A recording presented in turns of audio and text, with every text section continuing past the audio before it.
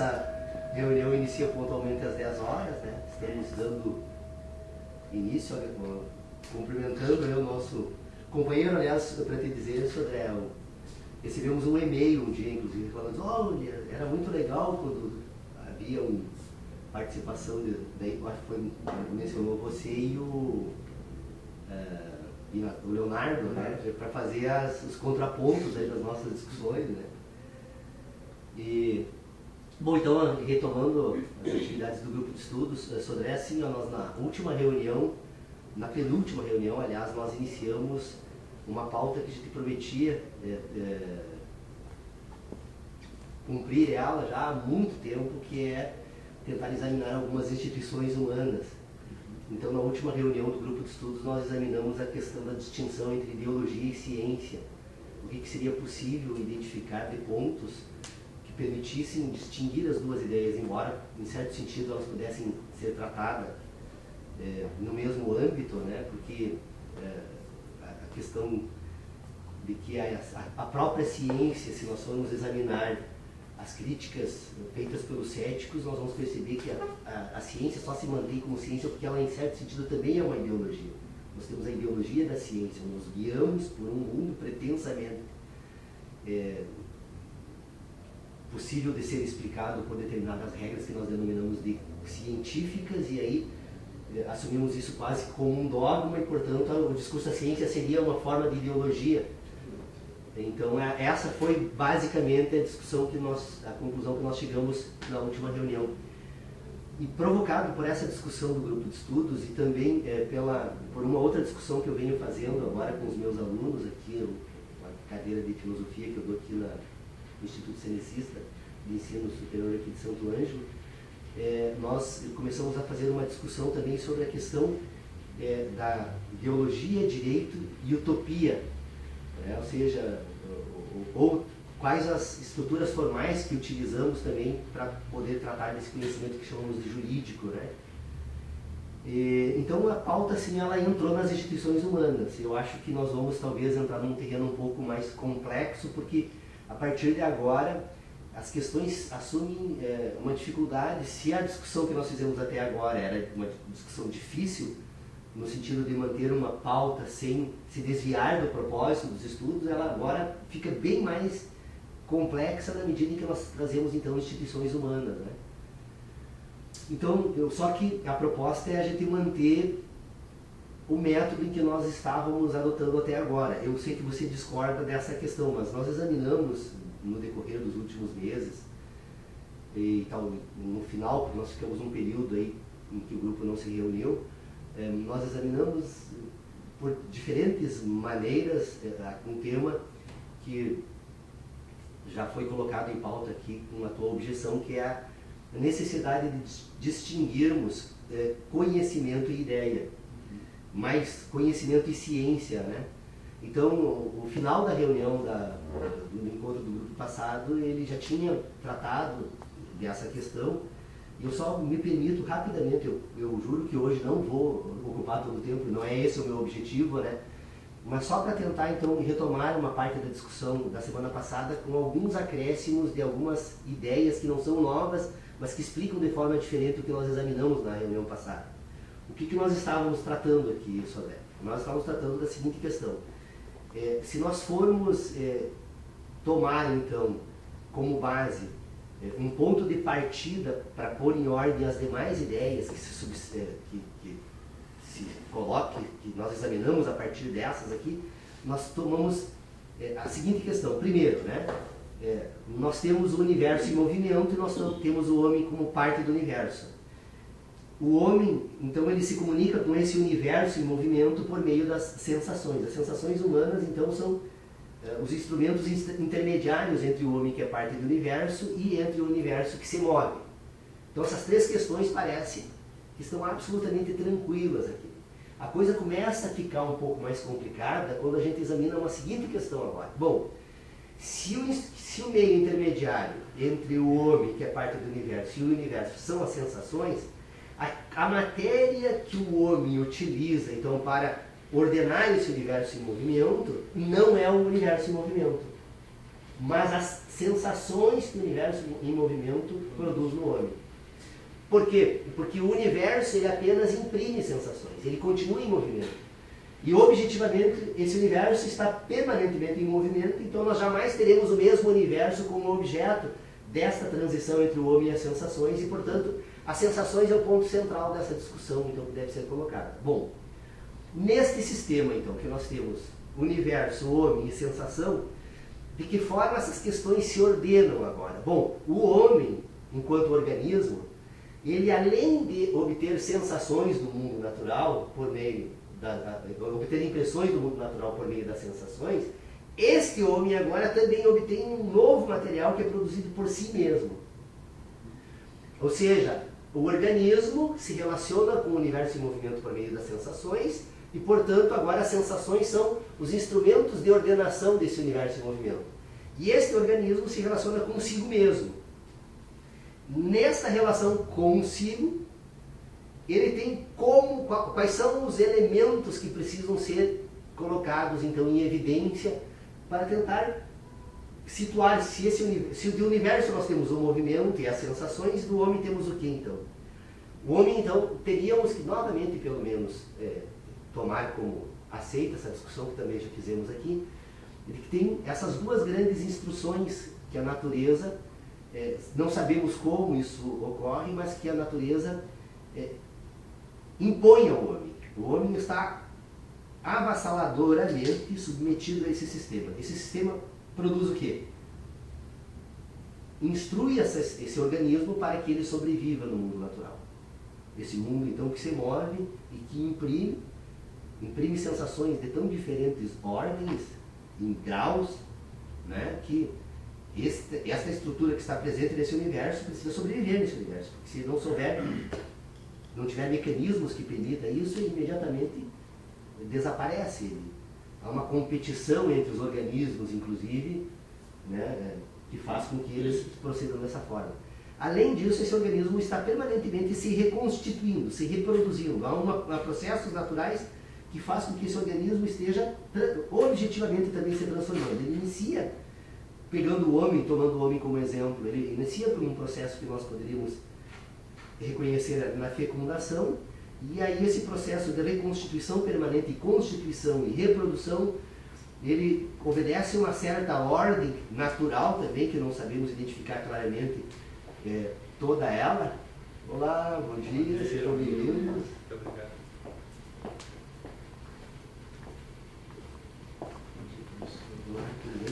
Se quiser sentar aqui, eu para lado de cá, só para nós não há necessidade. Não. Ok. Só então nós estávamos, Tércio, tratando da seguinte questão. Entramos no universo do exame das instituições humanas no grupo de estudo, né? E portanto a gente vem agora fazendo algumas discussões, algumas delas tu participou agora, né? Umas 3 semanas tu esteve aqui, né? Então tu já mais ou menos participou de uma certa forma desse debate. Dessa discussão que ela, na verdade, ela é só uma ampliação de algumas questões que estavam sendo examinadas, e as questões são da seguinte ordem. Nós partimos do pressuposto, então, que temos o universo em movimento e homem como parte do universo, como elementos, então, que nós podemos aceitar tranquilamente, sem nenhuma possibilidade de divergirmos, né, que podemos aceitar isso. A segunda questão, então, que se coloca é de que o homem como parte do universo e o universo, o homem se relaciona com esse universo porque esse universo imprime sensações no homem. Então, as sensações que o homem obtém do universo são os elementos que permitem a esse homem ordenar esse universo em movimento. Portanto, nós temos homem, sensação e universo. E nós temos também o homem, né, que também, além de se relacionar com o universo por meio das sensações, ele se relaciona consigo próprio. Esta relação consigo, então, do homem e si mesmo, né, ela se dá por uma relação em que está subordinada a uma instrução natural que a gente percebe que ela existe, mas não sabemos das causas iniciais e, portanto, não temos por que nos deter a tentar explicar, mas reconhecemos que o homem busca sobreviver a qualquer custo. O homem e todos os organismos vivos, né? E que para que isso ocorra, ele precisa permanentemente estar se reproduzindo, e essa reprodução transforma o homem. Transforma de uma forma tal que ele inicia num processo chamado fecundação, e encerra quando esse processo todo é paralisado e, portanto, pela morte. A ausência da reprodução significa o fim, então, desse ciclo chamado vida. Bom, então, se o homem se relaciona por meio dos sentidos, nós poderíamos usar uma expressão que não me agrada muito, mas ela precisa ser utilizada, porque ela é necessário encontrar outras. Eu tenho outras explicações para dar, mas elas são um pouco mais complexas. E vamos dizer, então, que o homem se comunica com o mundo pelas sensações e se comunica com si mesmo pelos sentidos que ele obtém destas sensações. Então, se nós temos essas 5 sensações que se comunicam com o mundo natural e põem em ordem ao mundo natural, o homem tem apenas 2 para ordenar essas sensações consigo mesmo. Então, as relações agora. Então, nós temos um material aqui que precisamos colocar na mais absoluta evidência desse sistema de inteligência. Esse sistema de inteligência tem uma parte dele, desse sistema, que nós podemos identificar perfeitamente, sem a menor sombra de dúvida também, que se comunica com o mundo natural, o mundo que está fora dele.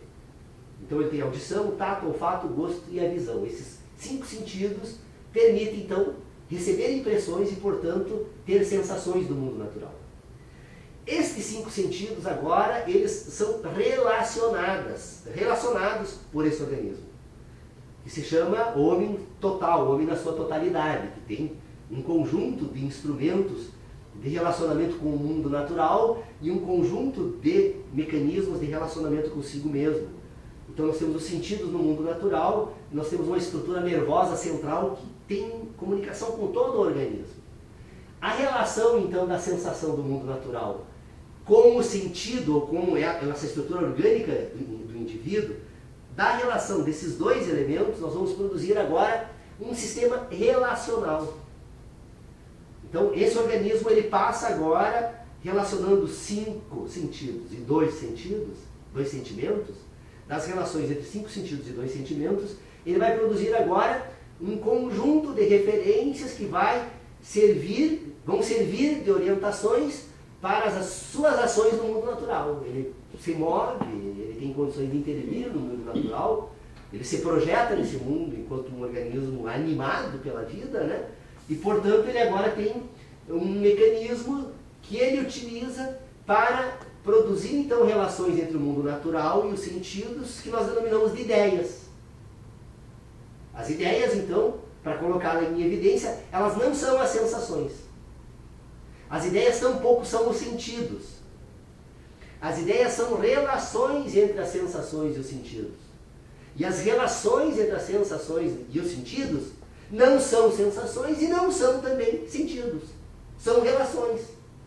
Portanto, quando eu trato de um âmbito daquilo que eu preciso ordenar para discutir em ordem as instituições humanas, eu preciso dizer o seguinte: este organismo, então, agora ele tem algo que nós podemos denominar de conhecimento. O que é o conhecimento que esse organismo acumula, então, no curso da sua existência? O conhecimento é o registro das sensações. Estas sensações que se dão, então, por meio de impressões, e essas impressões elas podem atuar de diferentes modos. Eu estou falando da impressão que se dá por meio da qual se produz ideias. Eu ainda posso admitir que essas impressões sejam de uma ordem tal que boa parte delas sequer o homem perceba que está sendo impresso. Essas impressões podem se dar em âmbitos diversos desse, uma palavra simpática, embora a forma que ela foi colocada não seja, porque ela mais confunde do que ajuda a entender essas questões, nós podemos falar de uma espécie de um multiverso, né?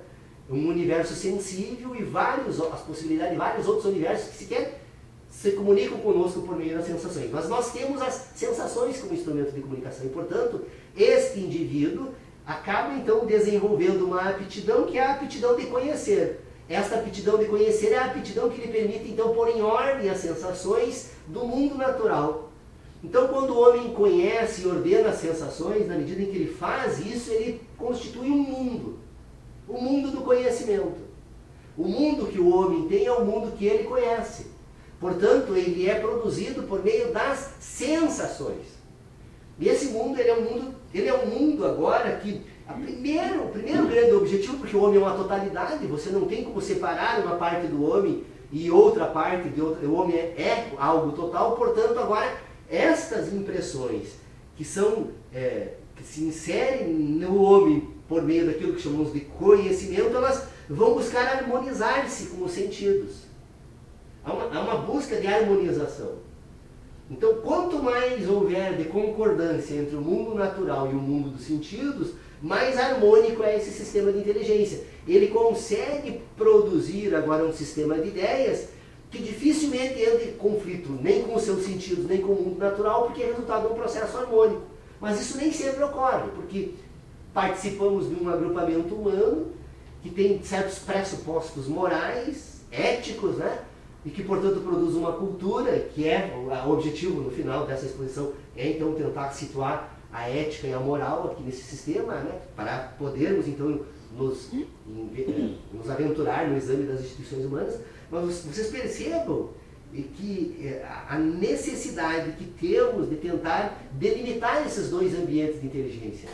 Essa é a maior dificuldade que nós temos. Por quê? Porque toda a nossa educação, desde que nascemos, todo o esforço do processo civilizatório que nós precisamos aceitar para então nos submeter e, portanto, depois partir dos pressupostos que a civilização estabelece então para a nossa existência, todo o processo civilizatório ele atua de forma a não permitir que que o sistema de inteligência funcione dessa forma, mas a tentar te convencer que você se guia pelos objetos do mundo natural. Então alguém diz o seguinte: o que você poderia explicar dos processos naturais pelos quais você consegue falar de uma árvore? Não, porque eu vejo a árvore está lá no mundo natural. E quando na verdade o que nós precisamos nos esforçar para perceber que é exatamente o contrário.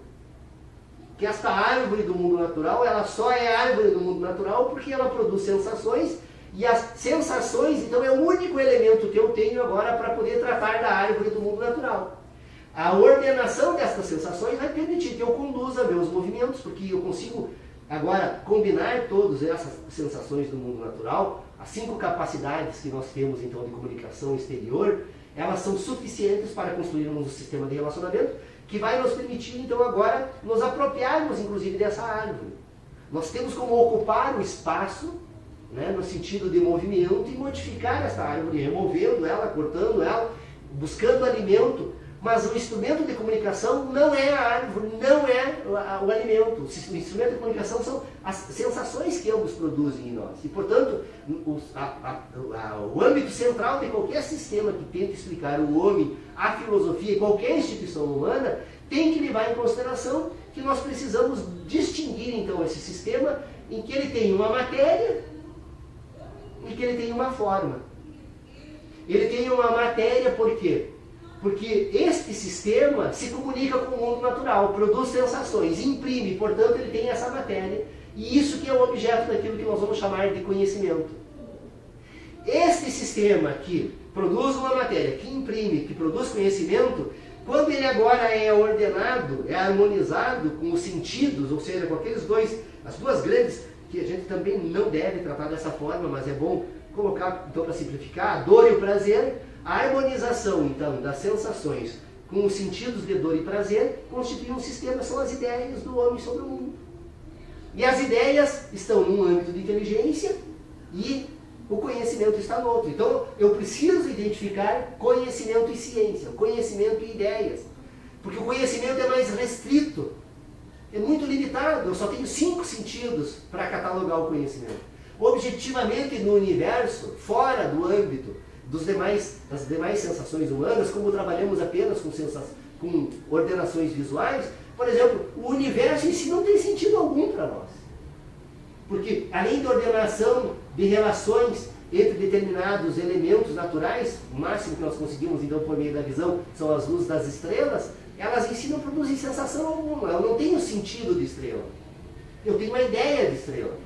Eu tenho sentido dos demais elementos naturais do planeta em que eu vivo, porque este sim, este se imprime em mim. Isso está presente ali. Eu já chamei a atenção para a necessidade de distinguir, nesses 5 sentidos humanos, a natureza lógica da impressão visual. A impressão visual não tem sentido. Ela é apenas serve como um sistema de ordenação dos demais sistemas de inteligência. Tanto que o único sentido humano que pode perfeitamente e quase sempre engana o homem é a visão. Portanto, jamais acreditem naquilo que vocês veem. Vamos fazer um São Tomé ao contrário, né? A visão nos engana sempre. Talvez no mundo em que estamos vivendo hoje, né, a visão talvez seja o grande instrumento, né, da manipulação do sistema de inteligência humana daqui para frente, né? Bom, mas voltando a tratar desse assunto, vocês percebam então que eu estou distinguindo conhecimento e ciência. Porque quando eu trato do conhecimento, então eu estou tratando da matéria. Quando eu trato da ciência, eu estou tratando das relações formais que eu estabeleço na matéria. E essas relações formais, elas podem ser objetivamente apenas sob o ponto de vista das relações que elas estabelecem entre si no mundo natural, por meio das verificações, das sensações, ou eu posso, quando eu trato das ordenações, tratar unicamente das ordenações agora desse sistema de ideias e o próprio homem.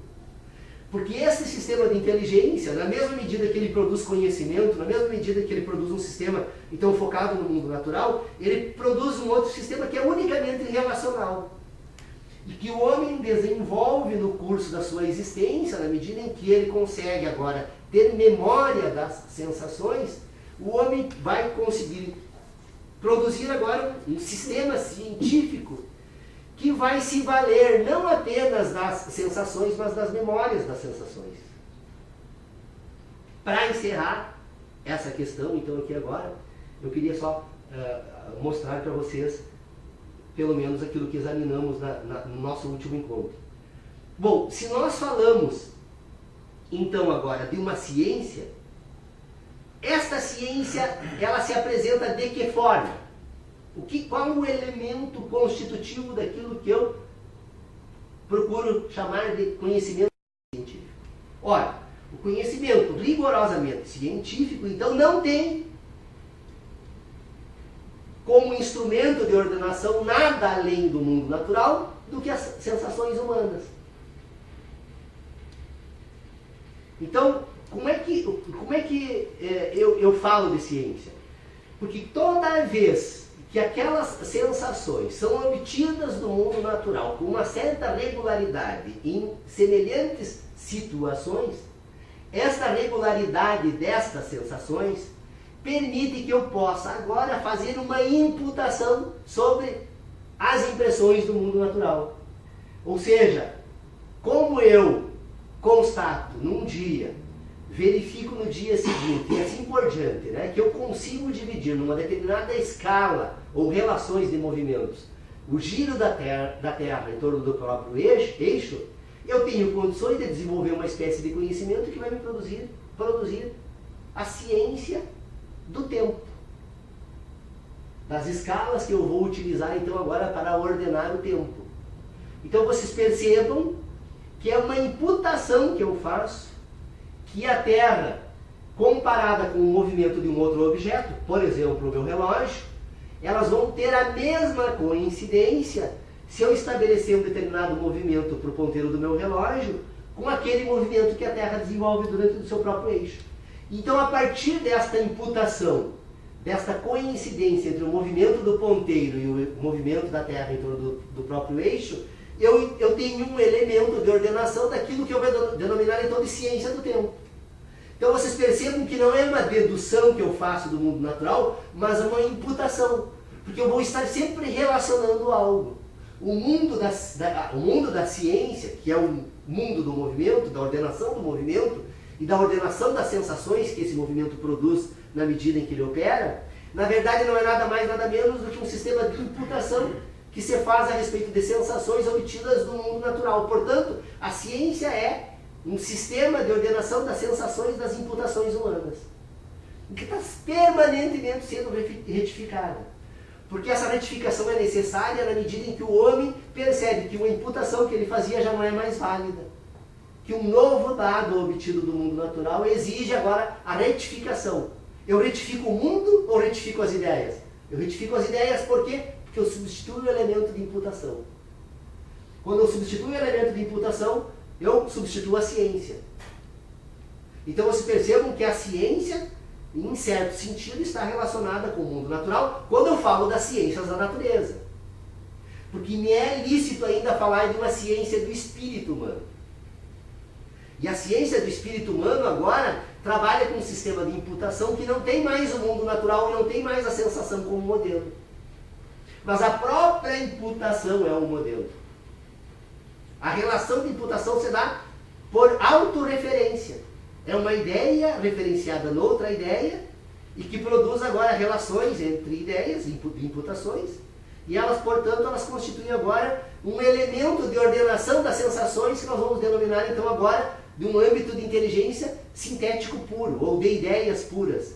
Ideias que dispensam o mundo natural para servir. Então, eu tenho aqui agora, nestes meus elementos, alguns dados que me permitam perceber, então, que toda vez que eu vou trabalhar com a ciência, eu tenho necessariamente que falar de uma ciência pura e de uma ciência impura. De uma ciência pautada unicamente num sistema de imputação sem relação com sensação do mundo natural e uma ciência que está pautada em um sistema de imputação do mundo natural. Bom, essa ciência que tem um sistema de imputação no mundo natural, ela tem agora as sensações como memórias e permitem agora relacionar apenas memórias de sensações e produzir imputações que não estejam fundadas no mundo natural. Fundadas no mundo natural. Então vocês percebam, a ciência ela pode ser fundada no mundo natural ou em sensação, e ela pode ser fundada apenas em memórias de sensações. A imputação agora não se dá mais com a sensação no mundo natural, mas apenas com as memórias. Então, dentro da ciência impura, eu posso dividir ainda a ciência impura, ou a ciência empírica, então, né, que é a mesma, ciência empírica, ciência impura, eu posso dividir ela em ciência fundada num sistema de imputação e numa ciência infundada num sistema de imputação. Então agora, se eu trazer todas essas questões novamente aqui agora para o nosso exame, eu tenho condições, a partir destes critérios que distinguem conhecimento e ciência, esclarecer um pouco melhor algumas ideias que nós utilizamos quando examinamos as instituições humanas, que são as ideias de verdade, certeza, crença. O que eu posso, então, destes dados? Bom, se eu falo, então, de um âmbito de inteligência, que é o âmbito do conhecimento, o âmbito do conhecimento e o âmbito da inteligência que trata com esses elementos, eles vão compor dentro deste organismo algo que nós vamos denominar, então, de verdades desse organismo. Esse organismo, então, ele consegue desenvolver um sistema de verdades, porque são sistemas pautados num sistema de imputação e que, portanto, estão relacionados com as sensações, e como eles são resultado das sensações, esse indivíduo tem certeza, olha, agora eu fazendo uso inadequado das ideias que eu quero tratar aqui. Esse indivíduo, então, ele tem verdades acumuladas no curso da sua existência. Todos nós temos verdades, somos, inclusive, resultados das nossas verdades, portanto, porque obtivemos sensações do mundo natural e essas sensações nós temos condições de retomar ela na nossa memória e essa memória que nós temos então compõe a nossa verdade. Neste sistema de inteligência, então, eu tenho o homem e as suas verdades. E o homem agora as suas ideias sobre o mundo natural. Então o homem vai ter ideias sobre as verdades. Portanto, as ideias sobre as verdades são aquelas em que ele busca e encontra, nesse sistema de relacionamento, os exatos momentos de imputação. Então ele vai identificar no tempo e no espaço quando o fato ocorreu, porque ele tem uma imputação produzida por sensação nessa sua memória. Então nós temos um conjunto de ideias que se voltam para as verdades, e nós temos um conjunto de ideias agora que dispensam o mundo natural e o sistema de imputação. E um conjunto de ideias, então, que são voltados unicamente para as ideias produzidas unicamente no espírito humano, que são as certezas. O exemplo desse sistema, seria necessário fazer uma outra abordagem aqui para explicar um pouco melhor, mas é a matemática. Ninguém duvida da possibilidade de uma ciência pura no espírito, como é a matemática em si, que serve de modelo depois ao mundo natural, mas que em si não precisa jamais do mundo natural para servir-se de modelo. Portanto, então, nós temos ideias que são produzidas a partir do sistema de imputação e, portanto, elas se relacionam com as verdades, e ideias que são focadas unicamente nas memórias das sensações e que, portanto, agora compõem um sistema de crenças. As crenças são questões, algo que você acredita que venha a se repetir no mundo natural, e que, embora você tenha sensações como modelo, você não tem o ciclo completo das imputações para você estabelecer que ela vai efetivamente se realizar. É uma expectativa de realidade que todo indivíduo desenvolve, um conjunto das experiências que ele acumula no mundo em que ele vive. Então nós temos verdades, certezas e crenças. As verdades, então, as verdades se comunicando com os sentidos, as crenças se comunicando com as expectativas que se obtêm a partir dos sentidos, e a certeza se comunicando unicamente com o espírito humano. Então vocês percebam que a própria ciência do mundo natural, que se relaciona com o sistema de imputação, ela, na verdade, ela está fundamentada numa crença de que aquelas imputações que nós estabelecemos no mundo natural vão continuar se repetindo eternamente. Este apelo lógico que nós fazemos para aceitar a ciência como tal. Então nós vamos perceber que, na verdade, a ciência é também uma crença. Porque a ciência é uma totalidade. O sistema de ideias, o grande problema, a grande dificuldade que nós temos agora quando formos trabalhar com a questão das ideias ou da ciência, é de que nós estamos trabalhando agora num âmbito que é da totalidade. O homem que pensa é o homem total. O homem pensa e ele tem que fazer permanentemente, retomar lá nas suas experiências as relações entre sensações e sentidos. Porque as relações entre sensações e sentidos que servem de modelo no sistema de ideias. Então as ideias são sistemas relacionais. Por isso que os indivíduos desenvolvem traumas, que a psicologia até hoje não conseguiu explicar de forma satisfatória. É que essa inteligência de sentido, num determinado momento, ela não conseguiu se harmonizar com a inteligência relacional, entre os sentidos e as sensações. Ou porque não tem memória, já perdeu a memória e não consegue mais identificar na história da sua existência essa memória, porque na medida que ele recuperar a memória, ele que resolve o trauma, né? Mas ele está presente lá. Então todo o tratamento psicológico que tenta resolver distúrbio psicológico, na verdade, é uma intervenção daquele indivíduo que vai tentar auxiliar aquele indivíduo, buscar agora na sua memória das sensações algo que não está harmonizado com a das suas ideias. Então vocês percebem como isso, ele resolve um monte de questões, não apenas no âmbito da filosofia, mas em uma série de outras áreas em que estudamos o organismo humano. Então, essa questão agora de colocar então desta forma, me permite dizer o seguinte, que nós poderíamos então agora achar uma referência para tentarmos entender o que nós podemos denominar então nesse sistema de inteligência de moral e ética. Se nós vamos examinar as instituições humanas, né, se nós vamos tentar agora entender de que forma as ideologias se compõem, qual é o papel da ideologia na política, porque agora, depois de entender esses complexos mecanismos, nós ainda não estamos examinando o homem que age no mundo natural, que tenta dominar o outro, submeter o outro, submeter o mundo natural. O homem está permanentemente tentando fazer isso, né? Então, nós vamos tentar entender agora o papel da política nesse sistema. E para entender o papel da política, nós temos que entender como se compõem as ideologias e de que forma nós podemos falar agora, nesse sistema da política, das ideologias, o papel da ética e da moral na composição das ideologias.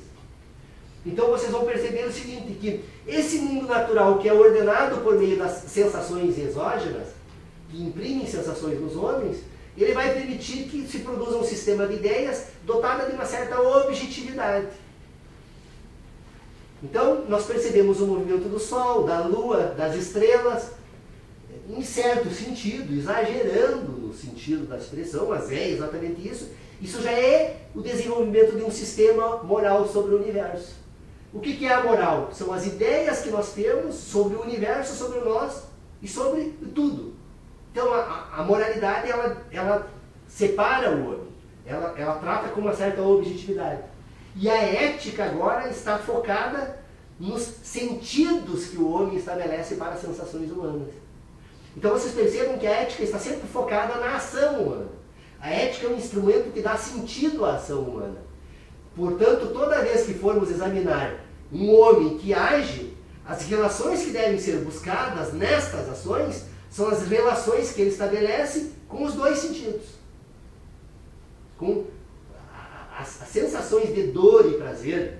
Mais uma vez, registro, não deve para limitar essa discussão a essa simplificação, mas para podermos, então, já que estamos nos inserindo num contexto novo de debate, nós temos que perceber que o homem, todas as ordenações que nós vamos encontrar a respeito da ética não é nada mais, nada menos do que a ordenação da ação humana. Os códigos de ética são códigos de ações. Posso lançar uma frase? Sim. Eu não sei exatamente quem que é a frase e exatamente como é a frase. Então, está explicando essa diferença da ética e da moral. E aí tem uma expressão que diz assim que a moral é aquilo que tu faz na frente das pessoas e a ética é aquela conduta que tu age quando as pessoas não estão te observando. Como é que entra nesse contexto? É apenas uma frase de expressão ou ela tem alguma relação dessa diferenciação da questão da ética e da moral? Aquela ação, a moral é aquela ação que tu toma quando as pessoas estão te observando e a ética é aquela ação que tu toma pela tua consciência quando não está sendo observado. Como é que entra nesse contexto? Eu acho que há um equívoco aí, porque na verdade a ação humana ela é sempre decorrente de uma atividade ética, né? E a ética humana não é apenas em relação aos outros indivíduos, mas a ética humana é com relação ao próprio planeta. É uma totalidade, né? Então todas as ações humanas, sejam elas produzidas diante de outras pessoas ou não, são decorrentes de enunciados não, mas de valores éticos. A moral ela é um pouco diferente, porque ela não está mais agora pautada na ação. Por isso, olha, o indivíduo o indivíduo que só pensa, na verdade é isso que tentou dizer, né? O indivíduo pensa uma coisa, mas faz outra. Isso é só a própria ética.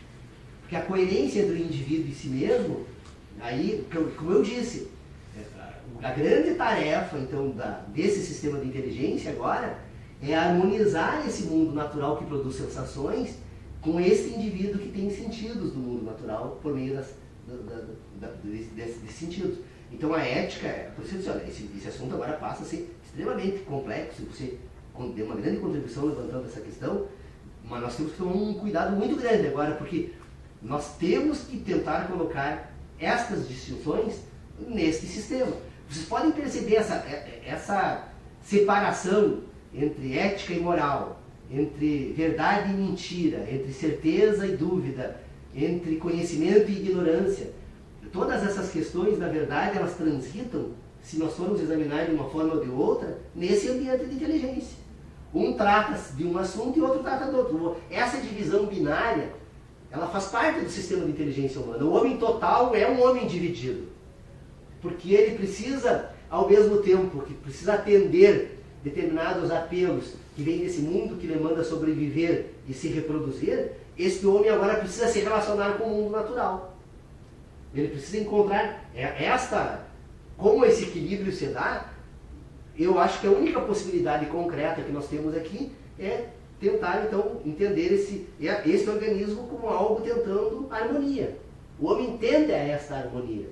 O processo civilizatório talvez corrompa um pouco, porque nós somos conduzidos agora por determinadas ações que não estão pautadas nesse sistema, mas pautadas num sistema de crenças. Se nós estamos falando da crença e da ciência, que a ciência pode ser uma crença, e eu acho que a ciência e a crença podem ser semelhantes porque as duas podem ser expandidas por meios dogmáticos, né? E nisso derivaria o que seria a ética para nós de ambos. Na verdade tem uma questão aí, deixa eu introduzir uma discussão também. Tem uma questão importante que é a questão da moral. A moral ela é uma coisa que surge a partir do agrupamento humano.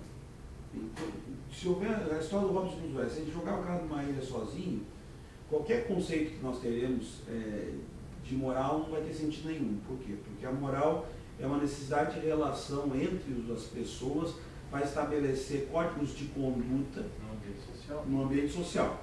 A ética, ela é uma reflexão feita sobre esses códigos de conduta estabelecidos e sobre a ação que o homem age e qual o objetivo dessa ação. Se a gente pegar lá, eu sei que o Paulo não gosta muito disso, mas as referências são importantes. Pega, por exemplo, Aristóteles, lá, o que ele discute na Ética Praticômanos, que é um dos livros mais importantes, ele discute exatamente a questão dos conceitos morais, das sensações e aquelas definições morais, né? E como o homem age a partir desses conceitos morais. Então, essa ação do homem no meio desses conceitos morais é a ação ética. Então, vamos dizer se ela é ética adequada, se ela é inadequada. Por isso que essa frase que o Cristiano falou aí, alguns dizem que a moral é a ação que fazem coletivamente. Na frente das pessoas, tu toma uma forma. E a ética é quando você está distante das pessoas que ninguém está. Eu acho que isso aí tem o sentido de mostrar o seguinte, que em qualquer ação grupal, você tem uma ação, mesmo uma ação que seja, e toda ação humana é uma ação ética, vamos dizer assim, mas a ética de quem age individualmente não é a mesma de quem age coletivamente. Por quê? Porque quando está num grupo, existe uma moral dominante social que impõe uma certa noção de como é o agir correto, como é o agir certo. A ética faz essa reflexão. Se isso é necessário para a vida social ou não, eu acho que é. Mas, de qualquer jeito, isso pode ser discutido também, né? Se até que ponto isso. É lógico que se você pegar o homem individualmente na relação dele com o mundo social, com o mundo natural, não o mundo social, mas com o mundo natural, a questão da moral, ela perde sentido. Porque... E podem as pessoas também estabelecer códigos morais próprios que não se vinculam com a relação social, mas a moral é aquela questão estabelecida dentro de um grupo para que o grupo se ordene enquanto relação. Seria uma regra. É uma regra, na verdade, a moral é uma regra de conduta, né? Nós não temos só a moral como regra de conduta, mas a moral é uma das regras de conduta. Um dos códigos de conduta que nós temos é estabelecimento da moral. E a ética seria a ação dessa moral. Mas não, eu acho a ação e a reflexão. A discussão que o Sodré propõe aqui, ela é uma abordagem que é possível fazer a respeito desse tema, né?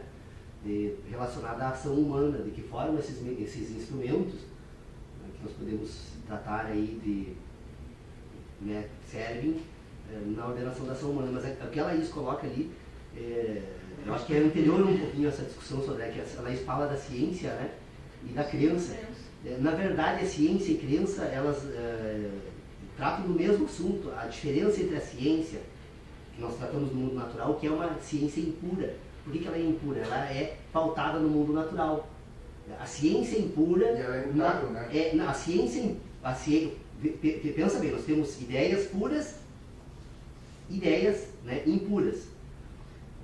Ou seja, nós temos a possibilidade de um âmbito sintético puro e um âmbito sintético pautado em sistema de imputações do mundo natural. Então a ciência da natureza é uma crença impura, porque ela tem como referência sensações do mundo natural. E a crença pura, ela não tem essas sensações como dados, como elementos.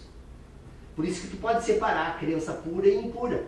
Mas ao fim e ao cabo do debate sobre ciência, nós vamos perceber que a ciência é uma crença.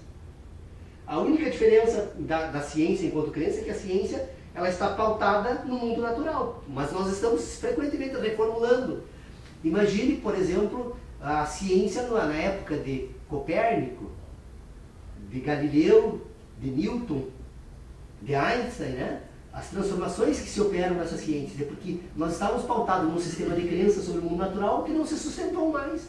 Precisou ser modificado. Agora, o problema das instituições humanas é que as instituições humanas agora, elas substituem agora as sensações por sistemas dogmáticos. O que é um dogma? O dogma é um ponto de partida que eu estabeleço para, a partir deste ponto de partida, então agora eu vou deduzir um sistema. Mas só uma colocação. A ciência, então, ela se baseia, ela tem essa correlação com o mundo natural. A imputação, ela é um sistema de imputação sobre o mundo natural. Essa é a ciência. Tá, essa é a ciência. E aí o dogma, a crença, é o mundo das ideias. Ele é produzido unicamente por referências, por expectativas que se constitui. Ora, todos os homens, a partir de hoje, seguirem determinados postulados morais e éticos, com o passar dos tempos, esses homens se transformarão em deuses, seres divinos. E, portanto, agora nós estabelecemos um dogma, que são aqueles pressupostos que precisamos observar para uma expectativa de futuro de homem, a salvação, o paraíso, né? Todas essas ideias hoje são pautadas em dogma. Muitas dúvidas, eu peço Deus. Não. Estamos aqui para... Você falou anteriormente da ciência do espírito, que é essa correlação do mundo das ideias. Uma ideia vai puxando outra e vai formando a ciência do espírito. Qual é a relação dessa ciência do espírito? Você falou de ciência natural e ciência do espírito. Qual é essa correlação da ciência do espírito com a ideologia? Eu achei muito parecida com a colocação do Chico Cláudio Moura. A ideologia é uma ideia. A ciência do espírito. Ciência do espírito, bem. A ciência é uma ideologia. A diferença entre a ideologia pura, né, e a ideologia política, que na ideologia política tu vai estabelecer certos pressupostos de ação. Né? O determinismo histórico no marxismo, por exemplo, é o pressuposto teórico, né, que leva todos a aceitarem toda a fundamentação que ele faz da economia, porque ele diz que a economia ela é decorrência de um processo histórico e ele determina que esse final desse processo histórico da economia é o comunismo. Ora, se o comunismo é algo que está colocado por uma determinação econômica, portanto, nada mais me resta a não ser aguardar esse processo histórico, ou intervir para fazer com que esse processo histórico ocorra antes desse determinismo histórico, né? A ação humana então interfere.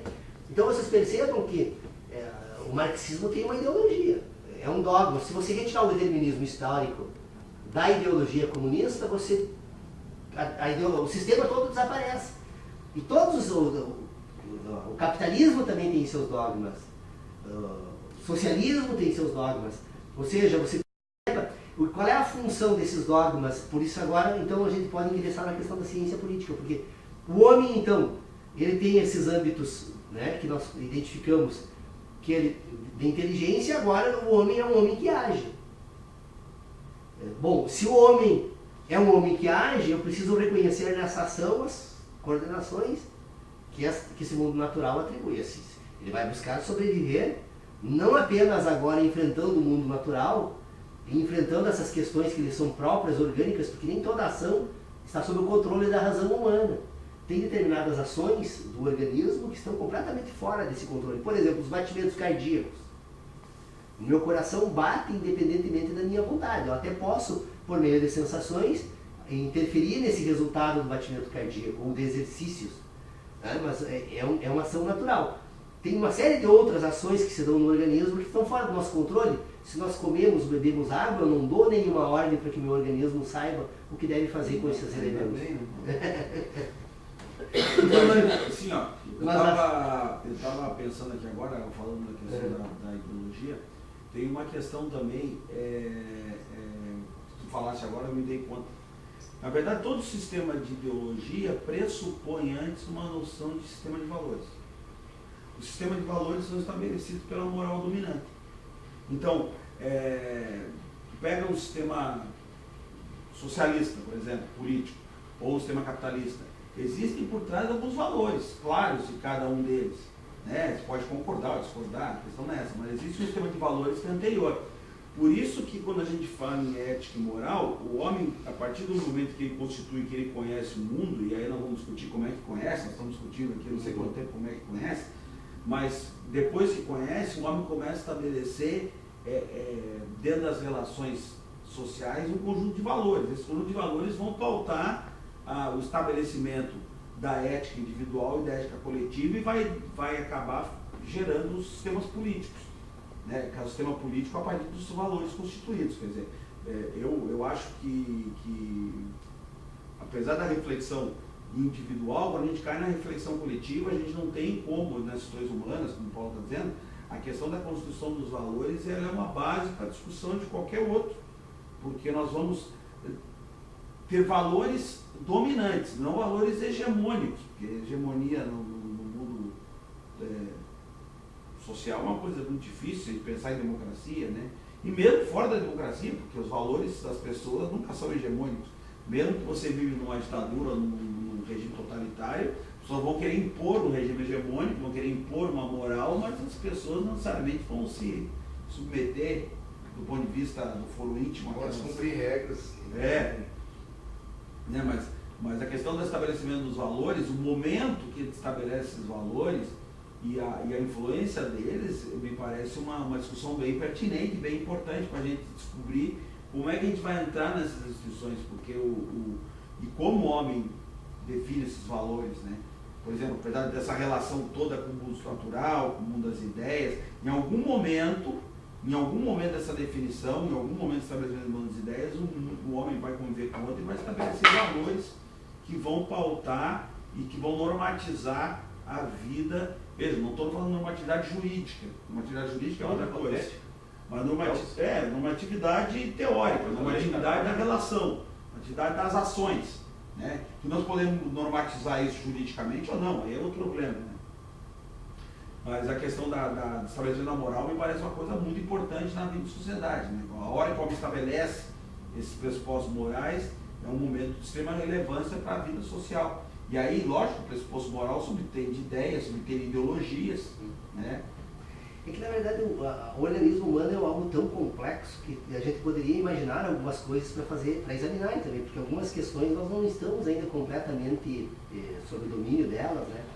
Mas, por exemplo, a questão da repressão ao prazer é o principal instrumento de ordenação do sistema de inteligência que submete o homem civilizado. Na verdade, a repressão ao prazer sexual, porque ele compõe o elemento moral da maior relevância, porque o homem, antes de pensar sobre o mundo natural, ele pensa sobre si próprio. E essa autorreflexão a respeito dos seus sentimentos, né, quando ele encontra-se uma barreira do jeito que é colocada no processo civilizatório, tu pode submeter o homem de duas formas. Ou tu ameaça de morte, ou tu reprime o prazer. Então você domina o sistema. Mas estabelecido por uma moral dominante. Sim, nós temos uma moralidade, tanto que nós... Isso é uma moralidade dominante. Nós ocultamos... Se é certo ou não, é difícil saber, mas que há uma moral dominante social que diz assim, ó, que venha ela da religião, venha ela da convivência, venha ela da necessidade de estabelecer grupos familiares para poder manter uma certa organização da sociedade, isso aí é discussão enorme. Mas existe uma moral que diz que as pessoas devem manter uma conduta. Existe uma lógica toda em cima disso. Né? O processo civilizatório ele exige isso. Não temos como deixar de fora essa questão. Só que ainda, eu acho que a questão da civilização... a repressão seja uma coisa discutível, ela é necessária no processo civilizatório, né? Porque senão seria como o estágio animal. Meramente animal. Mas os Miriá Guarani não usam esse sistema repressivo e essa moralidade que nós usamos, então somos extremamente felizes, não vejo problema nenhum humano neles em função disso. Eles não têm. Vocês vejam, eu só deixa eu levantar um dado. Mas eles devem ter uma moral, eles devem ter, com certeza, não conheço eles bem. Não, a moralidade todo indivíduo tem. Não há ser humano uma moralidade dentro do grupo deles que estabelece as regras. Não pode ser igual a nossa, mas existe um. Sim. O que eu estou comentando assim, ó, não é que a moralidade nossa seja melhor do que a deles, ou a deles melhor do que a nossa. Nós temos um sistema moral, certo ou errado, não interessa, bom ou ruim, e eles também têm um sistema moral dentro do grupo deles, que também, esses sistemas morais, eles acabam regendo as relações. Quer dizer, o estabelecimento da moral, ele, em algum momento da relação humana, se estabelece um sistema moral. A gente pode achar, do ponto de vista da nossa avaliação daqui para lá, por exemplo, os Miriá Guarani, que eu não conheço como você conhece, que o nosso sistema é muito mais rigoroso moralmente do que o deles, eu até acredito que seja. Acho que não. Não, eu não sei. É que a moralidade é distinta, né? É distinta, pois é. E a deles tem outro sistema moral, mas aí, veja bem, mas lá tem também um sistema moral, né, de relações morais. Então, o homem não consegue, nós não conseguimos, não sei se é possível, essa é a pergunta que eu fiz. Acho que não é possível prescindir de um sistema moral. E esse sistema moral pressupõe um conjunto de ideias, de certa forma, uma certa ideologia, não deixa de ser, mas pressupõe uma ordenação das ações, pressupõe uma ordenação ética, né, a partir desse sistema. Agora, qual é o momento que ele... Né, agora surgiu esse negócio, eu não sei qual é esse momento exato, mas ele existe, ele está lá. Desde quando o homem encontra com o outro, se estabelece alguns momentos em relação a ética. Uma coisa sem querer fugir do assunto, a questão da ética, da moral, que me chamou a atenção como esse conjunto de regras, como o Paulo falou da questão do tempo, relações, como é interessante essa questão do tempo e desse sistema de ordem que o homem cria, né? Eu sou muito detalhista, observador das coisas.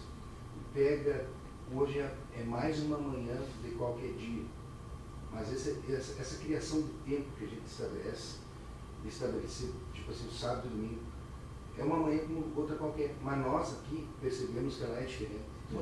Totalmente diferente de uma outra manhã. Tu vem aqui no Paulo, eu vi fazer uma reportagem aqui no dia de manhã. Entra aqui, totalmente diferente, mas é uma falsa sensação, né? Uma coisa ilusória. Ou não, dentro do sistema de tempo, de ordem que o homem cria, né? Uma coisa muito... Porque tu anda na rua no sábado, tu anda... Na verdade, nem vamos falar por isso, que seja quase metafísica, ou bem metafísica, vou dizer. É mesmo. Mas, de qualquer forma, há também uma energia mental diferente, né? As pessoas pensam diferentemente no sábado do que no domingo, na segunda, né? Não sei se isso tem alguma repercussão. Na sexta-feira tem, mas eu acredito que tem. tem, mas... interessante dentro dessa ordenação numérica do homem. Mas sabe que um dia eu estava vendo um documentário, eu não lembro que civilização que é dessas, não sei se era Maia, se era Inca, se era, não sei, uma dessas aí, ou qualquer outra, parecido, só dei o nome porque eu não lembro mesmo, só estou falando sim, para ter uma referência mais ou menos de exemplo, em que eles mediam o calendário por um evento natural qualquer, que tinha, por exemplo, uma planta, que de tempo em tempo ela nascia e etc. E aquilo era a referência do calendário, e daquilo eles fizeram todo um calendário baseado naquilo ali, junto com o sol, junto com não sei o quê. Então, o tempo é uma criação, né? O tempo é uma criação, uma referência que eu acho até que é necessária, mas de qualquer forma podia ser outra referência. Tempo não existe. O tempo existe ter sucessão. Sucessividade. Mas que causa falsas impressões, né? Ilusórias. Pessoal, eu só quero fazer um comunicado antes de encerrar a nossa reunião hoje. No próximo sábado nós não teremos reunião do grupo de estudos. Nós estamos na Semana da Água e eu tenho uma militância aí com as crianças lá da Escola da Lagoa. E a questão da água é uma questão da maior importância. Na outra semana eu não sei também se nós vamos... Mas eu faço assim, eu mando um e-mail para os presentes aqui, posto na página do grupo. Mas no sábado que vem, com certeza. E convido vocês a participarem. É sábado santo, aí também, acho que não. Olha o que está escrito ali. Olha o que está escrito ali. Olha a plaquinha ali. Tem que ficar em casa, quieto. Obrigado, então, pela presença. Sabemos identificar claramente toda ela. Olá, bom dia, sejam bem-vindos. Muito obrigado.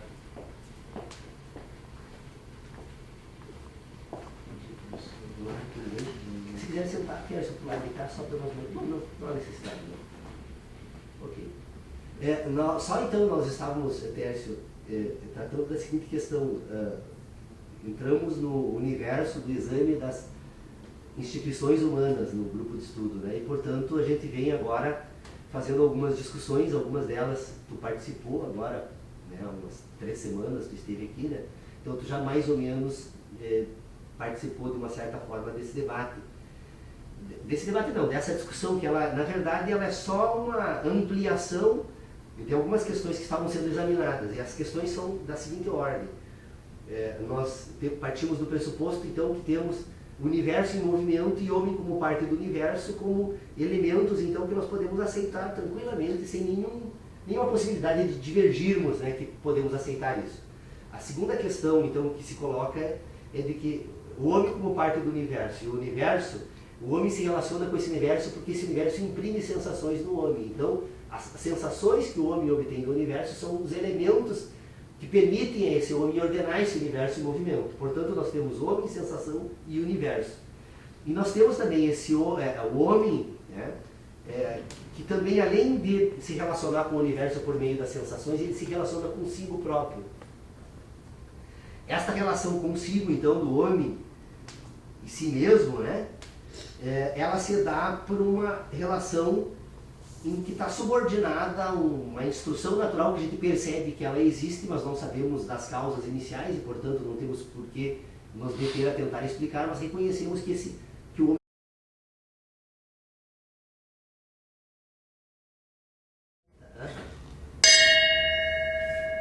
como é, a nossa reunião inicia pontualmente às 10 horas, né? Estamos dando início, cumprimentando, né, o nosso companheiro, aliás, para te dizer, Sodré, recebemos um e-mail um dia, inclusive, falando, olha, era muito legal quando havia uma participação, daí mencionou você e o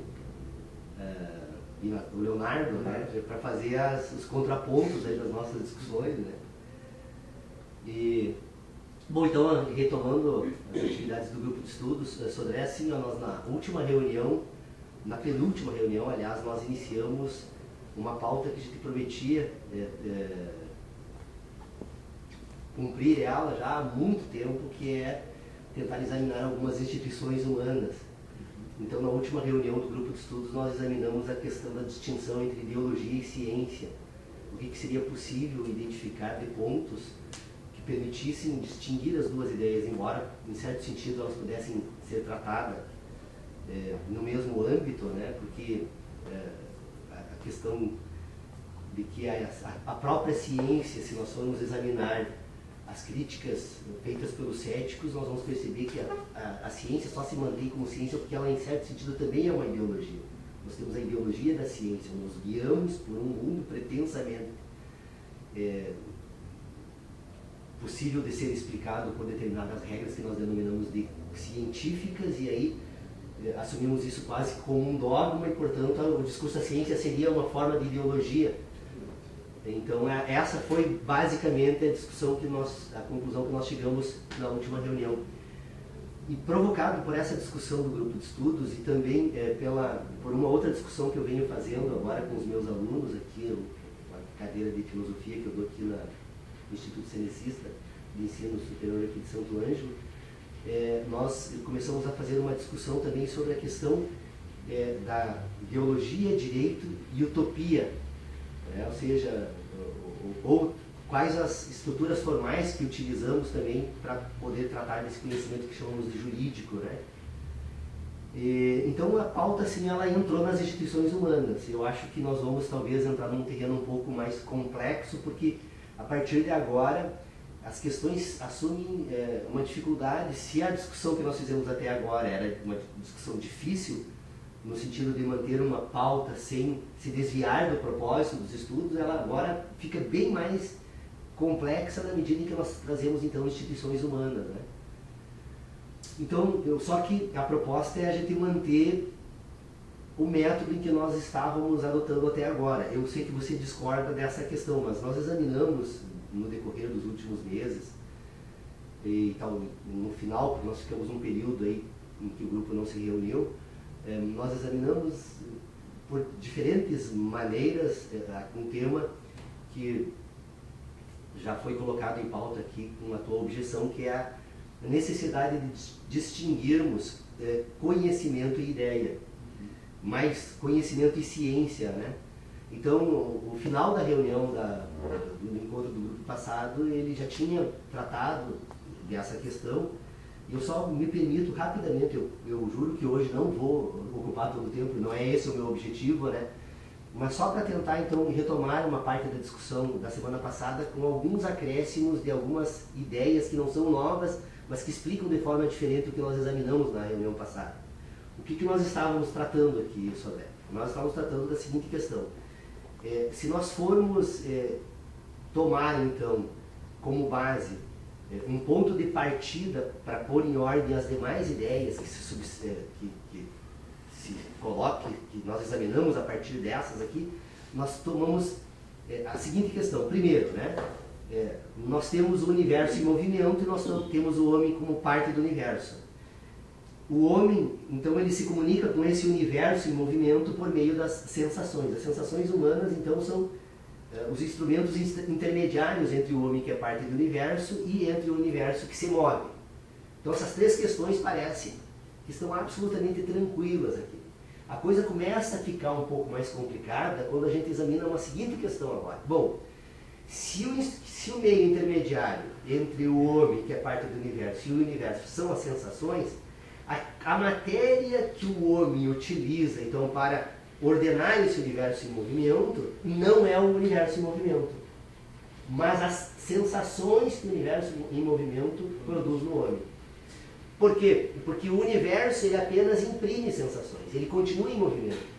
E objetivamente esse universo está permanentemente em movimento, então nós jamais teremos o mesmo universo como objeto desta transição entre o homem e as sensações, e portanto as sensações é o ponto central dessa discussão então, que deve ser colocada. Bom, neste sistema então que nós temos universo, homem e sensação, de que forma essas questões se ordenam agora? Bom, o homem, enquanto organismo, ele além de obter sensações do mundo natural por meio obter impressões do mundo natural por meio das sensações, este homem agora também obtém um novo material que é produzido por si mesmo.